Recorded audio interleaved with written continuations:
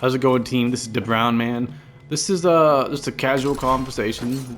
This is episode 2 of Convos.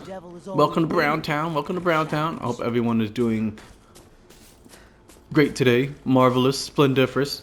One of the things that I want to talk about real quick is learning. In lots of games, there are skill ceilings. In lots of games, there are rooms for growth, things to learn, situations, right? So I'm actually doing a playthrough of Ninja Gaiden Sigma. I love that game. Oh, Grame. Whoa. I love that game. Big boobs, big bloody action, big blades, everything. Everything's bigger in Japan. I guess that's just the way it goes. I thought it was everything bigger in Texas, but Japan has some very big things, if you know what I mean. So, hey, you gotta summon, haha. With that, there are certain places where you just completely get your ass beat if you don't learn certain basics. So even in chapter 1, you get away with spamming some stuff. Good job, you spam, right? But then you face the boss. And this guy is deflecting your shuriken. He's blocking your moves. He's counter throwing you. This man is dodging. This man is dodge, duck, dip, diving and dodging and beating your ass. And it's like, oh shit, I was not prepared for this at all. And it's a game of moderate difficulty. And it's a game that rewards those that learn. And in Evil Dead, there is a learning curve.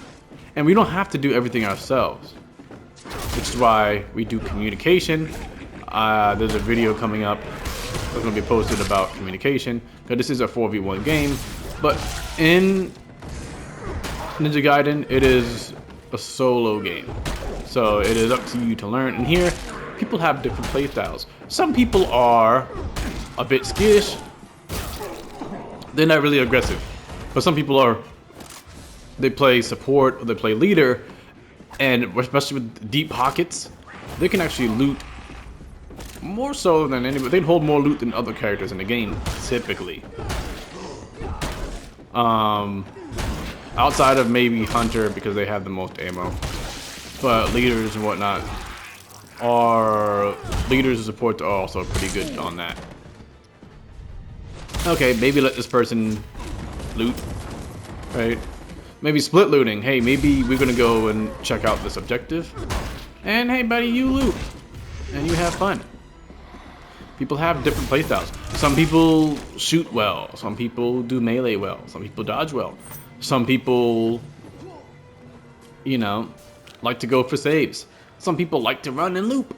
People have different strengths. And in this game, we gotta celebrate the strengths that we have and play to our own unique player strength. We have character strengths, right? We have obviously warriors who are good in melee, right? Hunters good at range. But then we also have character strengths. I mean, my bad, player strengths. And players play differently. Even if they have the same character, they just play a little different. And that is totally fine.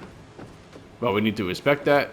And you need to let people learn in due time. And we need to be open to communication. One thing that holds people back in this game is the lack of communication. Sometimes not everyone can acknowledge something is happening. Not everyone can learn or have the perception to see certain... What the hell are you? What the hell? Not everyone has the perception to see certain things. There are certain things in this game that I didn't know until it was pointed out to me. And the same thing for other people. We all just have different ways of viewing things, which is why we communicate. When you communicate, you can share perspectives. Maybe you'll disagree with somebody, but I'm hopeful that you will learn along the way. And teams are very, very, very important. Once again, going into communication, there is no I in team. And there is a voice feature in this game. Some people don't use it. Some people are insecure. Some people don't want to get hit on by 18 different men. Some people are, on the rainbow spectrum, which is fine. We have friends of different backgrounds.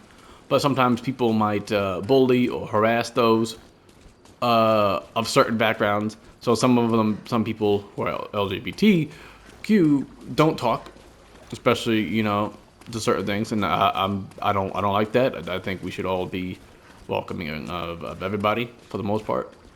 Because there are some obviously bad people out there. Maybe not be welcoming to those, but people who mean well, let's just all enjoy the game. Because we're all a team.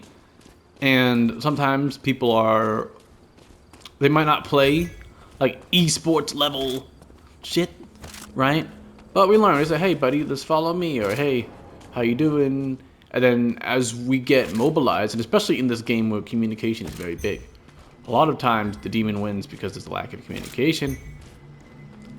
But once we start communicating, we start learning, and the demons, it starts getting a little iffy there. Their win streaks start going down and whatnot. Because a lot of times when the demon has the upper hand, it's because of disorganized teams. And some people just have, once again, different play styles, which is totally fine. And one other thing with learning will be missions. There's a mission mode. It is it is quite brutal. Yes, I took a deep breath on the mic. It's quite brutal. But some people it's not so brutal. For some other people it is. But it is a brutal learning experience. I think a lot of people don't play certain kinds of games, and mission mode is an anal lubricator for people who didn't play certain games like this. Games that punishes mistakes, where you don't have infinite retries, etc. Like Ninja Gaiden, I duped up. I forgot to save, and then I messed up, and then I died, and I had to go way back into time, right? And that's what the mission mode reminds me of. The days where there aren't these checkpoints, there aren't certain things holding your hand. And with learning, read everything. Everything on the screen you read. Because there's still people who are, I'm running into like level 25 Pablos who don't know they can share champs when they use it. And it's not so much that I'm shaming them for not knowing. It's more of some stuff is actually written, right? And actually, let me go there for example. Let me go there. Because some people might not know what I'm talking about, or they might be a little new, because we are going into a Mia DLC, and that might be bringing in some new people. So I want to be right. So you go to collection. Collection is where the characters, etc. And as soon as you drop into collections, you see there's a little tab here that says leaders have specific auras that improve their stats and the stats of nearby survivors. They're also more resistant to fear. Right?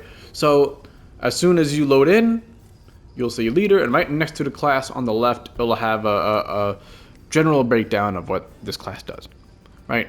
So one part of learning is to read. So it's not, don't try to rush too much. Like people are like, oh my god, El Jefe, Army of Darkness Ash, Cheryl, Zojiet. There's plenty of time to be excited. I'm not saying you can't be excited, but there's a lot that you'll miss by not reading certain things that pop up. And things pop up normally when text is up. Text in this game, a lot of it, there's a lot of reading involved. So it's important to slow down and read and understand what you're getting yourself into.